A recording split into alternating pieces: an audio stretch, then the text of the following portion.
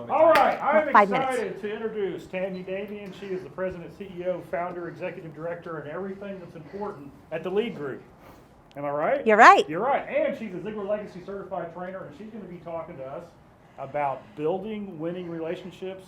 Give Tammy a great round of applause. Great. Thanks, Tom. Good afternoon. Good afternoon. Oh, let's do that again. Good afternoon. Good afternoon. It is such an honor to be here and be with you folks. We have a very short amount of time to talk about a very important topic, and that's building winning relationships. Now, you've already made some decisions about me in this short amount of time that you've stood there. Thanks, Tom, for giving me some credentials. One of the greatest credentials that I have is being a Ziegler Legacy Certified Trainer. How many of you have heard of Zig Ziglar before? A few of you have. That's good.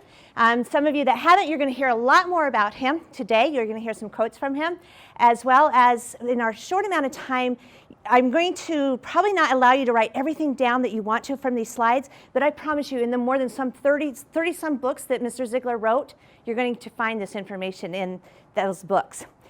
So today we're talking about building winning relationships. Those are just some of the programs that we offer through Leadership, Education, and Development, the Lead Group, and as a Ziegler Legacy Certified Trainer.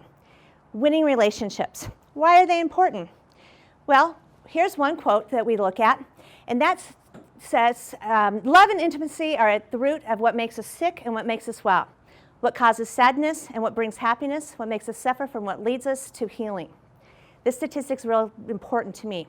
People who feel lonely and isolated have a 300 to 500%, that is not a typo, folks, 300 to 500% greater risk of premature death from physical illness.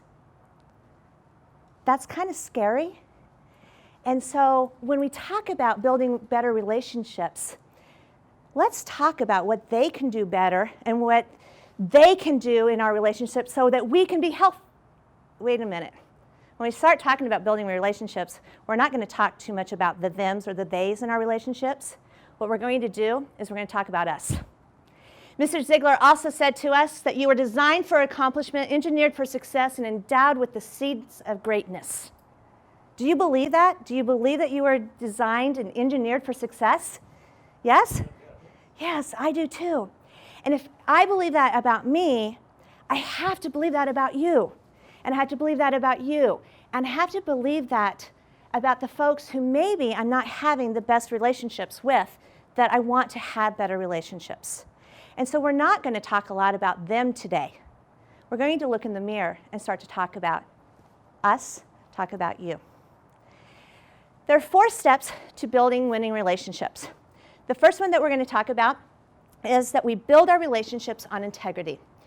And Mr. Ziegler probably is the man that has the most integrity and the most character of any person that I've ever had the opportunity to spend time with.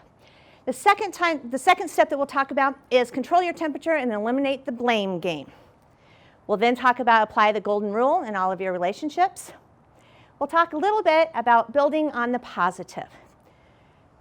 I'm going to add a few little extra points in with some of these main points, but these are the 4 main points that when we offer a half-day or a full-day seminar, we really dig in and we work, and you don't listen to me as much as you really sit down and you do some of this work. So just a little highlight of when we get to spend more time together, how much work you get to do. So step 1, that we build our relationships on integrity. Now let's think about for a moment, and just when you think about what is integrity, when you hear that word integrity, someone, about 2 or 3 voices, what does that mean to you? I didn't quite hear you back there. Exactly. Integrity means that you can trust the person that you're having the relationship with and that you are trustworthy. What about a couple other ideas? What does integrity mean to you? Strength, okay. Another idea? Wholeness or one, right. And so one of the important parts about building relationships is that we understand what words even mean to each other and that we have the same understanding of what a word means.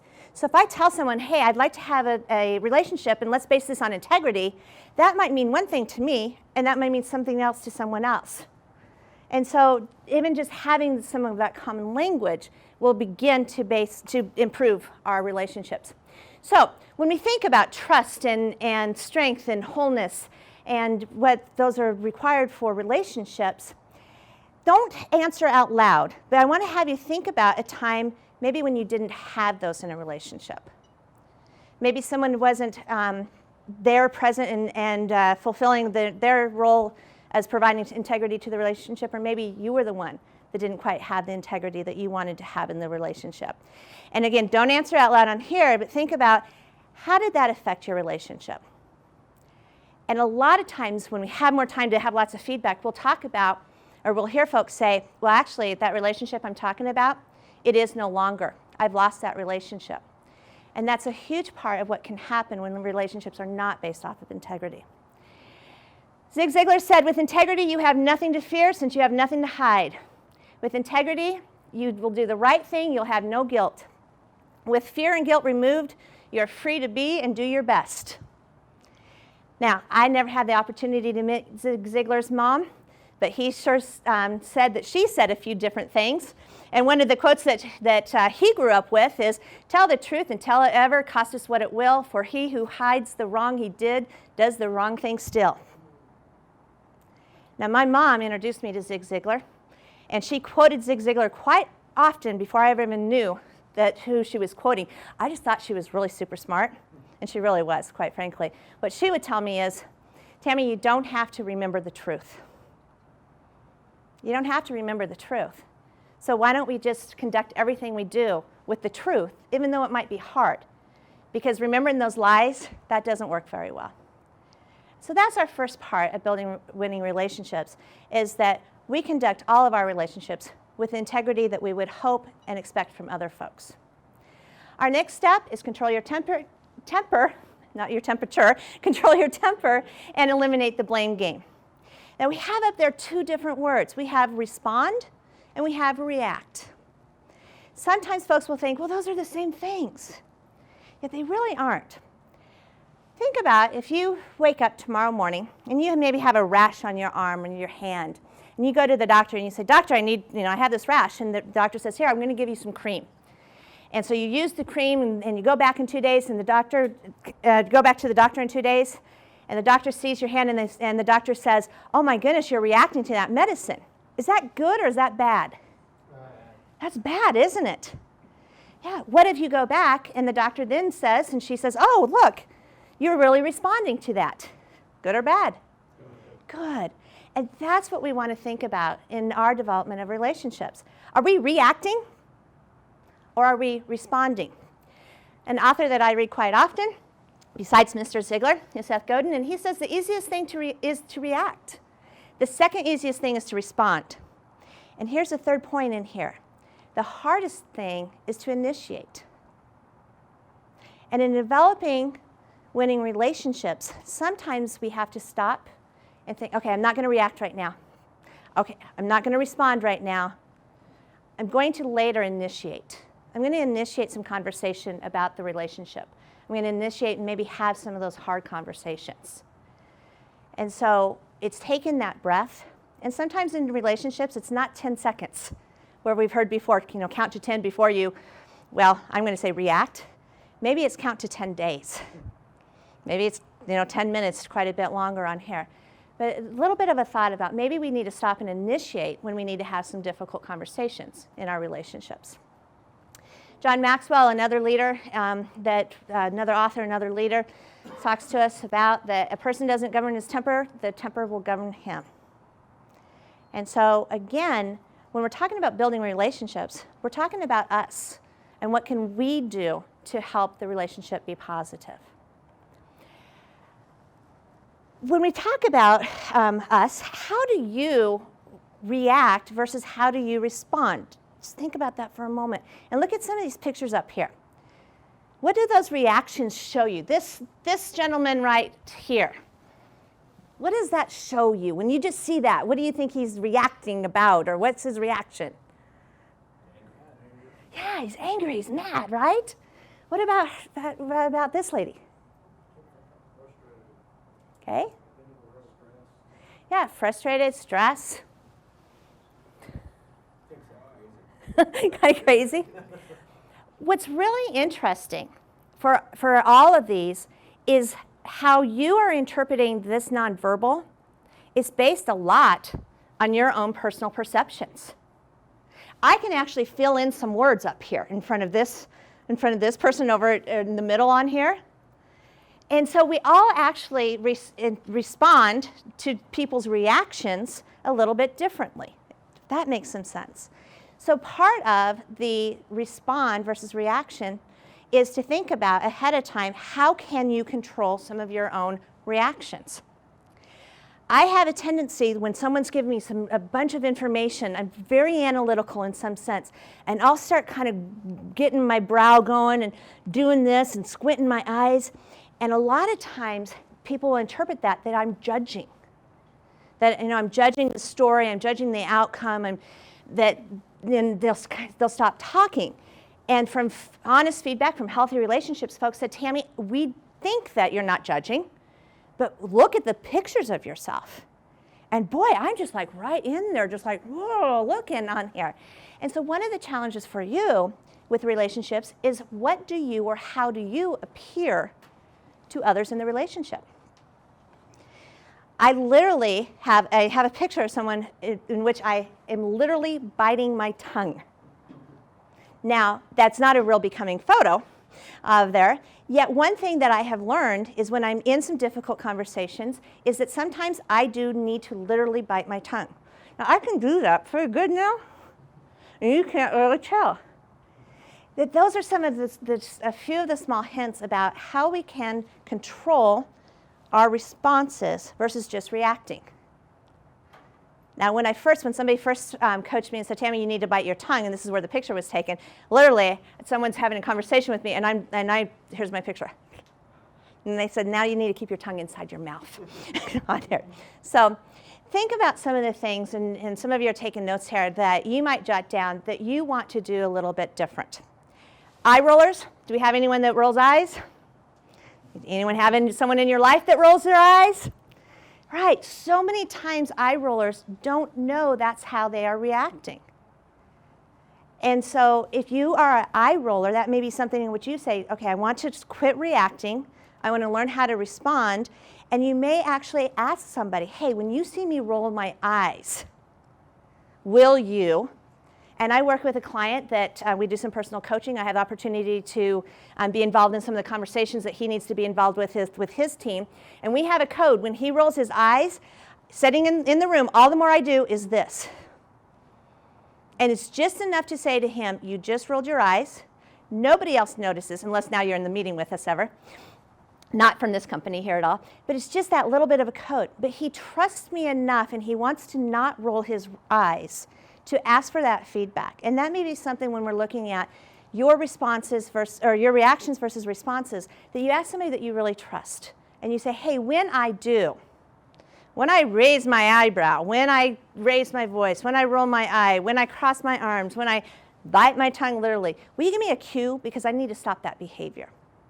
So again, we could talk tons about nonverbal and what we look like or how we react on here. I want to just plant that seed for you right now to have you think about, are there some things that you might want to change so that you're no longer reacting, but rather you're in controlled responding.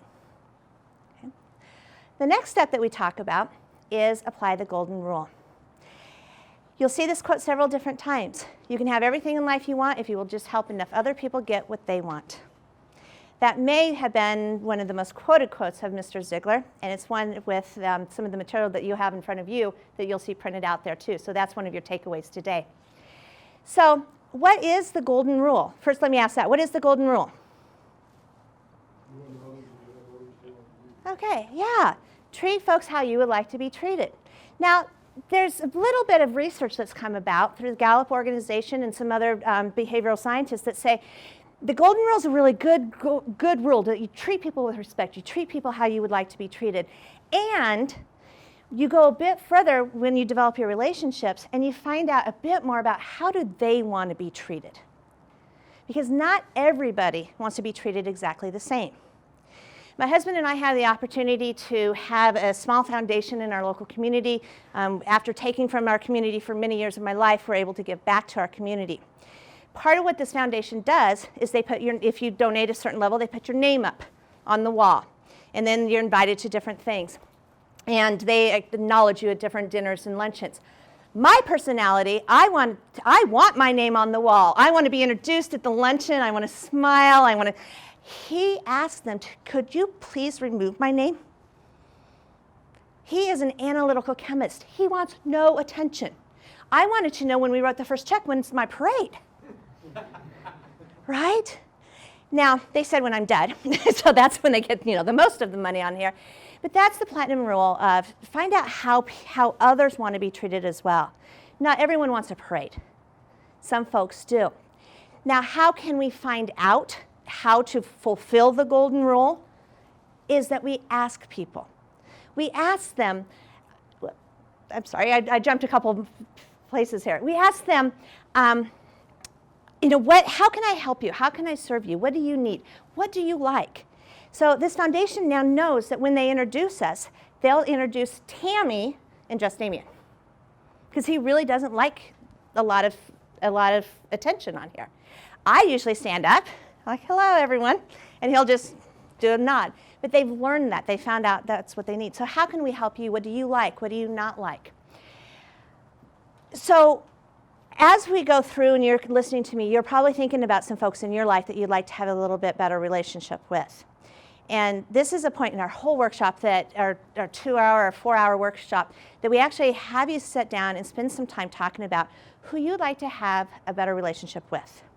And we have you go through a workbook and identify, so what do I want in this relationship? What can I provide to the person in a relationship? And that you can really start to understand a little bit better about the relationship so that you can begin to practice that golden rule. So if you want to shut me out for a minute or two, you certainly can, because I'm going to re-quote this because I think it's one of the most important quotes. What we do know is that you can have everything in life you want if you will just help enough other people get what they want. And that's what I think the golden rule is about.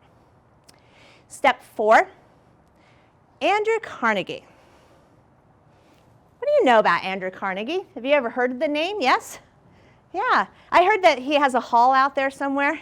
That's kind of cool. Well, Andrew Carnegie has some interesting stories. Highly recommend that you take a look and find out where his world was. The bit of a story that I'm going to tell you about Andrew Carnegie is his background. He came to the United States as a young boy, as many refugees do, as they do today, poor but with hope. He moved throughout his life to eventually be one of the richest, some of the richest folks in the United States, owning steel manufacturing companies. At one point in his career, he had more than 30-some millionaires working for him. I'm talking clear back into the 40s, the 50s, back when $1 million was really, really big time. Well, it still is right now, but today's dollars, they'd be somewhere between 20 to 30 millionaires. They would have 20 to 30 million dollars. A reporter asked Andrew Carnegie, how do you have so many millionaires working for you? His response was, they weren't millionaires when they started to work for me. And the reporter said, how did they get developed to be millionaires? And he said, developing people is very, very much like finding gold, or developing gold.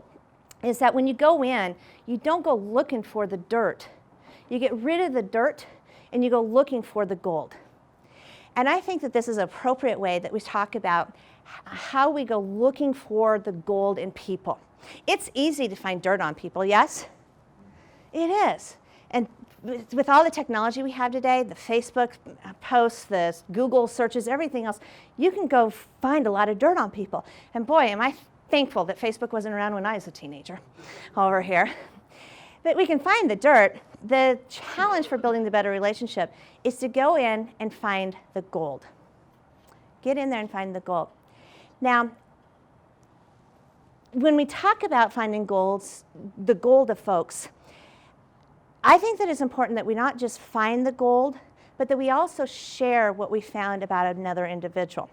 And so I'm going to look at this slide, and then we're going to go back and look at the other slide in just a moment. Each of you have a handout, and it's just a half-page, simple little handout. You came in here today thinking, there's some relationship that I want to build a little bit better. There's something I want to improve a little bit better. I want to have you think about that person and think about the gold. Think about that gold for the person. And then I challenge you to write the right. And so this handout just says, I appreciate blank because. And you can choose to share this if you want to, or maybe this would just be for yourself right now. But you write down what's right about the person. What's the gold about the person?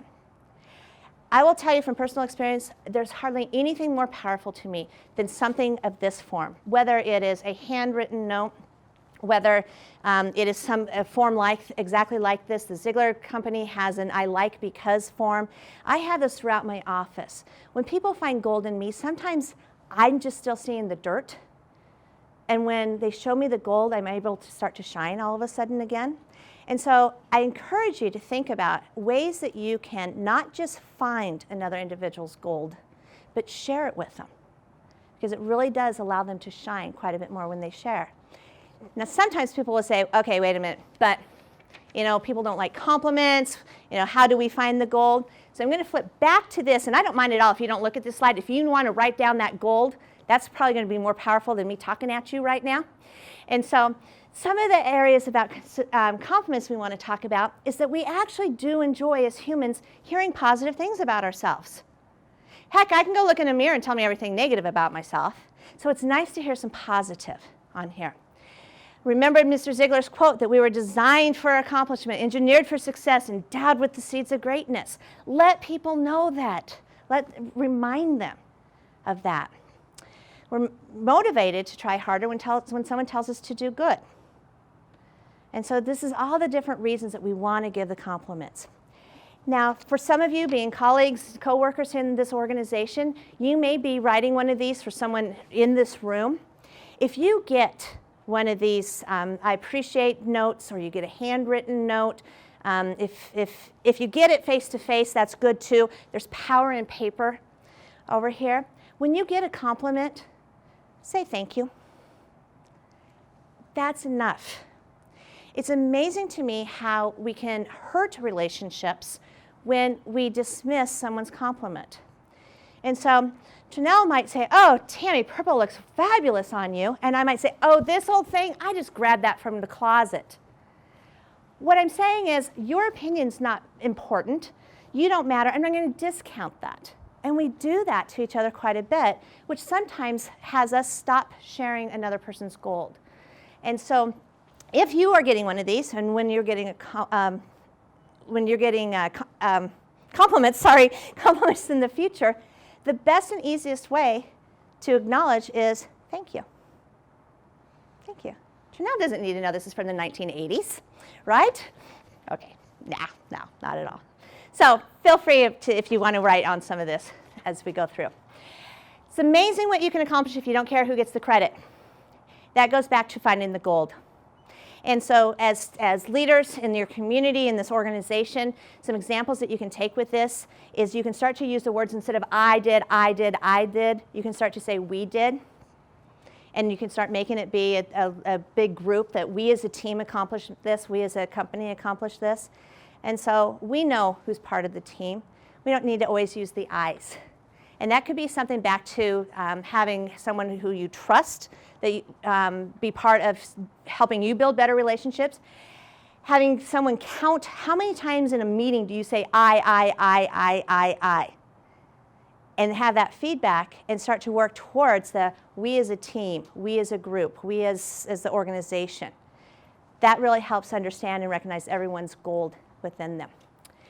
A tip that I learned years ago when I was having conflict in relationships, when I was having something going on that wasn't so good, really goes back to where I started our time together about we aren't going to really spend time on them or they today. And a tip that I heard was, and I've used for many, many years, is when there's a conflict in a relationship, maybe it's time I go look in the mirror. Maybe it's time that I go look and say, where am I not upholding my integrity? Where am I maybe blaming someone else? Where am I not finding the gold? Where am I just digging up all the dirt? How can I be responsible to ensure that the relationship is going to be positive?